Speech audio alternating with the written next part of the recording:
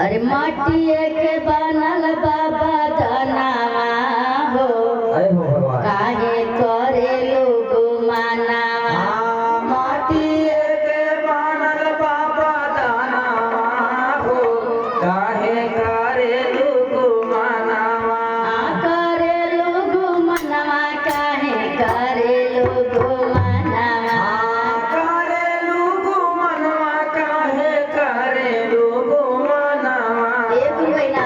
जब भाई मटिया का शरीर बनल बा ते अपन के थू के गुमान हो। सही बात है। एक दिन आई बनी और वो जान ले कि ये जीवन या संसार के एगो चीटी के तरह हमने के बानी। अरे कितना दिन के दिन होला आ जीवन के तो कोनो भरोसा नहीं होला कब इंसान या दुनिया से चल दे।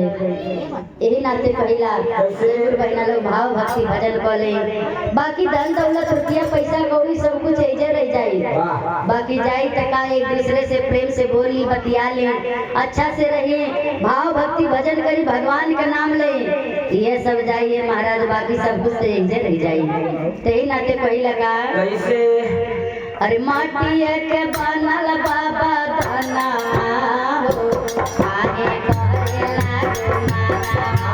माटिए के बनल बाबा धनावा हो काहे करे लोग मानावा। करे लोग मनवा काहे करे लोग मानावा।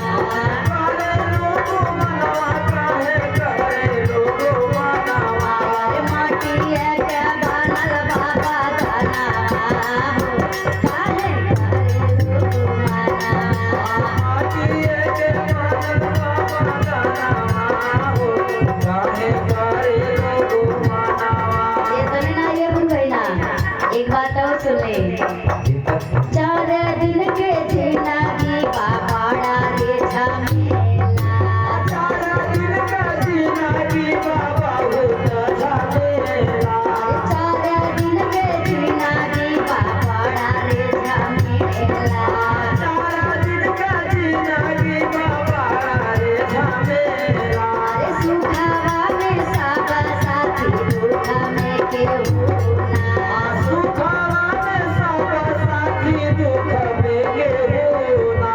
ये भूल गई ना सुख में सब केहू साथ देला लेकिन दुख में केहू नहीं देला। आज दुख में साथ हुए अपन होए गुरु बहिना। अरे बड़ा भाग्य मिलल मानुष तनावा हो। अरे बड़ा भाग मिलल मानुष तनावा हो काहे करे लोग मानावा। बड़ा भाग्य मिलल मानुष तनावा हो। काहे करे लोग मानावा। ये तो कहना बड़ा भाग्य से ही मरई तन मिलल बा त काहे के गुमान हो। जब सारा दिन का जिंदगी में फिर माटी में मिल जाए के बाद त केठू के गुमान काहे ना भाव भक्ति भजन करी काहे ना एक दूसरे से प्रेम से बोली बतियाली रही त आई कहे के बका कैसे कैसे अरे कोठाया तारी सब यही छूट जाए। आंखों धाया तारी सब यही छूट जाए। एक महीना देखे बड़ा हमने गर्व से कहिला है हमार घरवा है और हमार जमीनिया है और हमार खेतवा है और हमार शरीरिया है लेकिन केहू का कुछ नहीं। आइयो एगो कपड़ा है जब चेंज होत रहाला जब कोनो भी कपड़ा रहाला आप लोग खरीदी ला दुकानी से ले आइले जब तक नया रहाला तब तक खूब पीस पीस के पहिनी ला लेकिन जब पुरान हो जाला या गुरु महीना की तरफ से ढेर सारे रुपया से आशीर्वाद भगवान भोलेनाथ की कृपा बनल है आपको जी जांगर बदले रहे। जय हो ये गुरु महीना आई देखिए आपको की तरफ से ढेर सारे रुपए से आशीर्वाद भगवान भोलेनाथ की कृपा बनल रहे तो खूब बढ़िया बढ़िया कोठा अटारी बनवा के भी अपन नाई होला लेकिन लोग सोचेला बनवा दे अरे बुढ़ापा में सहारा दे लेकिन इनाई सोचेला कि बनवा दे अयो हम नाई कहते तो कि नहीं बनवाई घर द्वार बनवाई सब कुछ परिवार जगाई लेकिन हमें भाव भक्ति भजन नहीं भुलाई साथ में भाव भक्ति भजन भी जरूरी है तो ये खातिर वो खातिर कुछ बनाओ जाए ना भाई ना। हाँ जरूर जरूर तो यही ना के कही लगा कैसे कोठाया तारी सब यही रही जाए। आंखों धाया तारी सब यही रही जाए। और थाना बहरतिया सब यही रही जाए। खाना दावल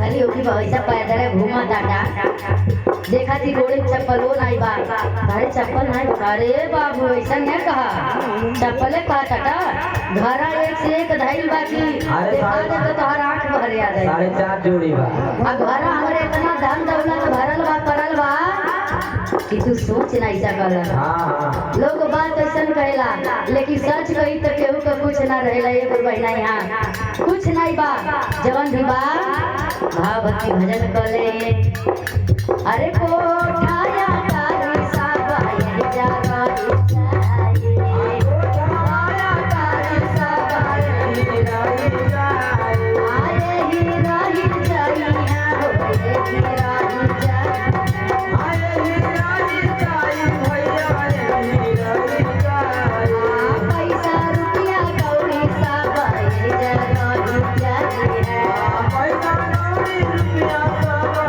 ये छूटी जाए अरे छूटी जइहा एक दिन पराना हो अरे छूटी जाए एक दिन पराना हो काहे अरे लोग माना छूटी जाए एक दिन पराना हो काहे काहे लोग माना अरे माटिया के बनल बाबा दाना हो काहे अरे लोग माना माटिया के बालक बाबा दाना हो काहे काहे लोग माना लास्ट में का होला ये बहिना हाँ जिंदगी में हाय बबुआ कुछ नहीं कइला जिंदगी में हाय बबुआ कुछ नहीं कइला ए बहिना ही माया के बाजार में अजुरा के केहू कुछ नहीं कर पावला तो जब लास्ट से आ जाला बुढ़ापा आ जाला तब वो ज्ञान हो जाता वो बहुत बा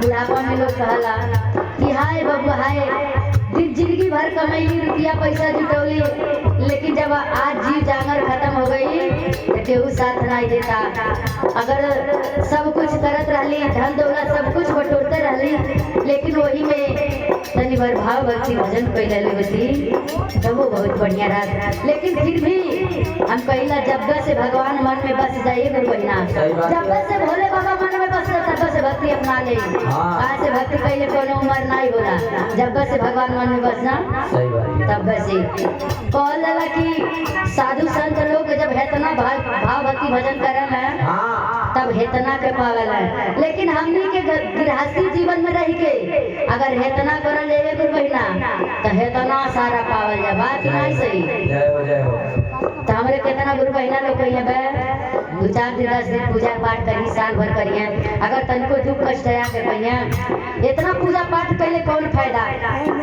इतना पूजा पाठ कैले कौन फायदा जब भगवान दुख है दुख देत हवन ते नाते कैले गुरु बहिना देखिए जीवन में सबके सुख दुख आवत रहेला सही बात है आवत रहेला आ जरूरी भी बा ई बताई आज हमनी के खुश बानी दुखवा से जानी बड़ाई हाहो दुखवा सबके घरवा जब जिंदगी में दुख बाए गुरु बहिना हाँ दुखे से नहीं घबराई जाए कैसे गुरु भाई कहना दुखवा से जनी घबराइया दुखवा सबके घरे बाटे बहुत लगल है बा जीवन में गुरु। ई सुख दुख एक ई जीवन का एक पहलू है एक सिक्का का दो पहलू है जीवन में जब तक सुख दुख नहीं रहे तो जीवन का मतलब नहीं रह जाए आज आप खुश बानी और दुख नहीं आपके जीवन में रहे तो खुशी के मतलब समझ पाओ जाए कि दुख का होला सुख का होला तो यानी जीवन में हमें दोनों जरूरी है सही बात। बोली शंकर भगवान की जय यही नाते कही लगा